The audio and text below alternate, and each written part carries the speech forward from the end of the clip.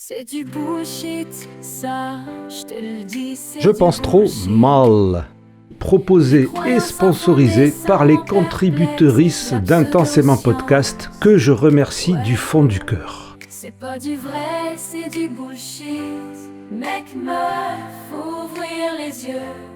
C'est de la com pour Alors dans Je pense trop mal, qu'est-ce que nous avons de bien beau, de bien joli? On a... Ah ben oui, évidemment.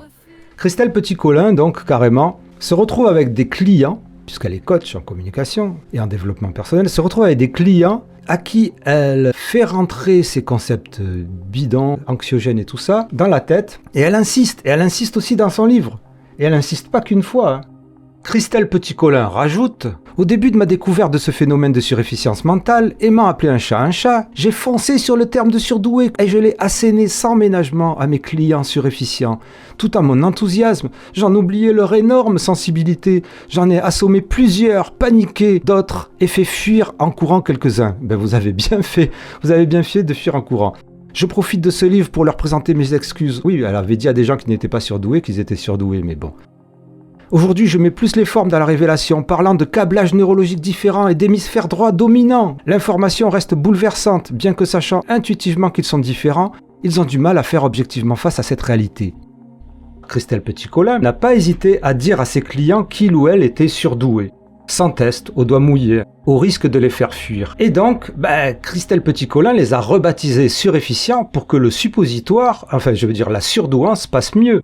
Une des fausses caractéristiques célébrissimes des surdoués depuis l'invention du concept de zèbre par Jeanne Siofachin, c'est la pensée en arborescence. Et cette pensée en arborescence a évidemment été reprise par Christelle Petit-Colin, puisqu'elle a repris toutes les caractéristiques des zèbres pour son concept de surefficient. Mais cette notion de pensée en arborescence, qui serait une spécificité des surdoués, n'a pas de fondement. Et c'est d'ailleurs Jeanne Siofachin qui l'a inventé, c'est pas une notion scientifique. Ce concept imagine que les surdoués auraient une pensée foisonnante, comme le dit Christelle Petit-Colin, qui partirait dans tous les sens, et qu'ils seraient difficilement contrôlables.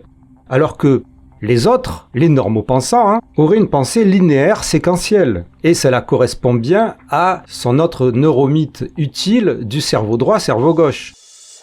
En réalité, la recherche montre que la pensée est un processus complexe, chez tout le monde, que tout le monde pense par association, surdoué ou pas, qu'il ne peut pas non plus y avoir plusieurs pensées en même temps, il n'y a qu'une pensée à la fois. HPI ou pas, et que le mode de pensée qualifié de divergent, utilisé par exemple dans la créativité, est commun à tout le monde, même aux normaux pensants. Comme le résume la psychologue Pauline de Saboulin-Bolena dans son blog Overse 130, la pensée en arborescence n'existe pas parce que la pensée linéaire n'existe pas. Il y a la pensée, chez tout le monde.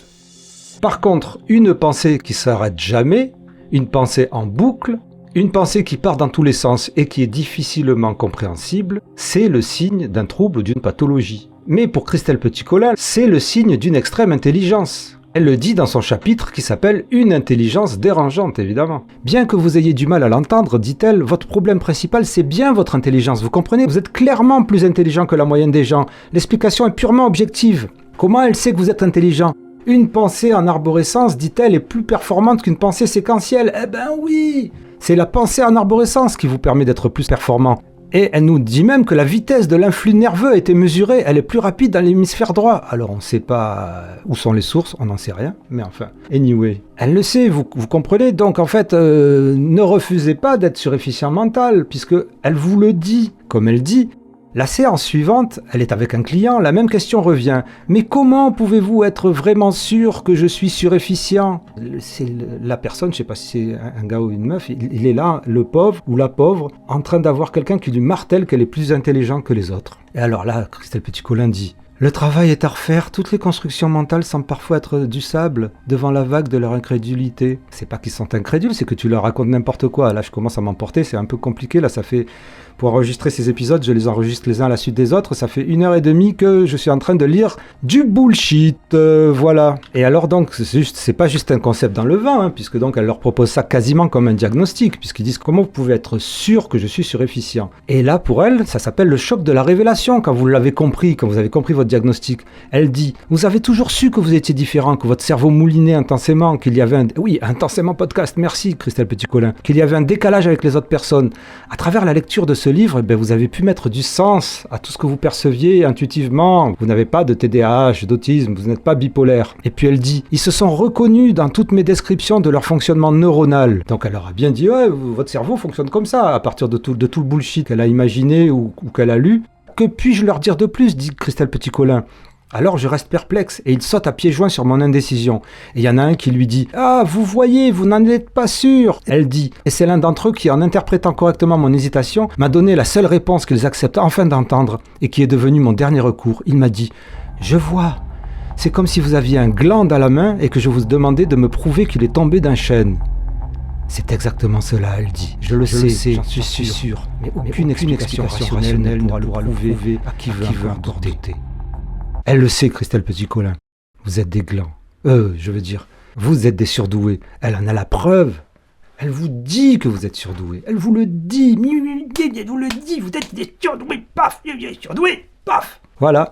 Donc elle rentre vraiment les trucs dans la tête. Alors je ne sais pas si elle dépasse pas son rôle, puisqu'elle n'a pas fait passer de bilan neuropsychologique à des gens, elle ne leur a pas fait passer de test de quotient intellectuel, elle leur dit qu'en fait si jamais ils ont un diagnostic de dyspraxie, de TDAH, de bipolaire, de borderline, tout ça, elle leur dit que c'est pas vrai, que c'est parce qu'ils sont surefficients. Je ne sais pas si elle dépasse pas un peu les bornes, Madame Christelle Petit-Colin, avec ce livre. C'est du bullshit, ça. N'oubliez pas, si vous en avez la possibilité, de faire les gestes qui aident pour ce podcast, pour lui permettre de vous informer et de continuer à dénoncer ce qui ne va pas. Merci intensément. Rendez-vous au prochain épisode, les amis. IES. Pour Je pense trop mal. Les pauvres égarés qui suivent à tâtons.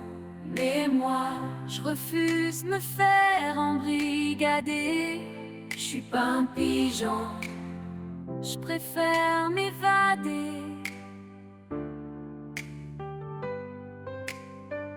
Faut faire attention aux discours trop lisses, les gourous qui cherchent à nous faire prendre des risques. La vérité, c'est que c'est du pipeau, c'est clair. Le bullshit ambiant, faut qu'on en ait marre. Le bullshit ambiant, faut qu'on en ait marre. Le bullshit ambiant, faut qu'on en ait marre. Le bullshit ambiant, faut qu'on en ait marre.